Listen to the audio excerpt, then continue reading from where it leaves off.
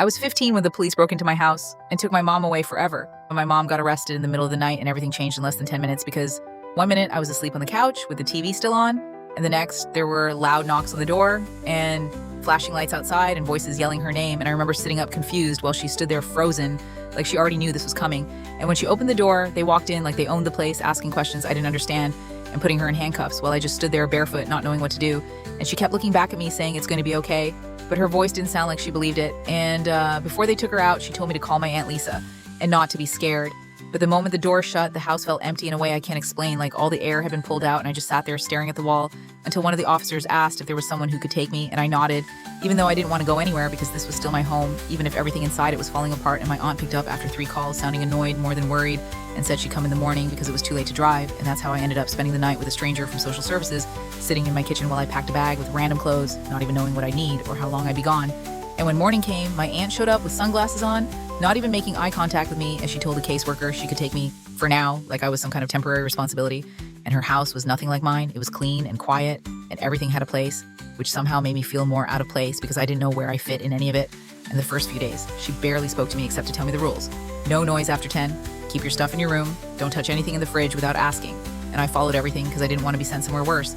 But at school, it got harder because people found out fast, and suddenly I wasn't just me anymore. I was the kid whose mom got arrested, and teachers started treating me different, either too soft or too distant, like they didn't know which version of me they were allowed to talk to. And every night I'd check my phone, hoping for a call from my mom, but days went by with nothing. Until finally a week later, I got a short call from a number I didn't recognize. And when I answered and heard her voice, I didn't even know what to say because I was angry and scared at the same time, and she just kept saying she was sorry and that she was trying to fix things, and I wanted to believe her. But it felt like everything had already broken beyond repair, and months passed like that, quiet dinners, awkward mornings, pretending everything was normal when it wasn't.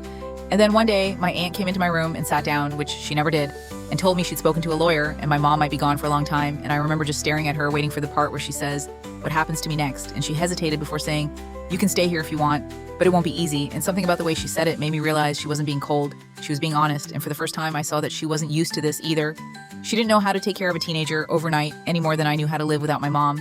And things didn't magically get better after that, but they got a little more real. She started asking if I'd eaten instead of assuming I had, and I started saying thank you, even when it felt weird. And slowly the house didn't feel as chush as it did that first night. And one evening she told me my mom had been sending letters, but she didn't know if I was ready to read them yet. And I didn't answer right away because part of me was still hurt, but part of me missed her more than I wanted to admit.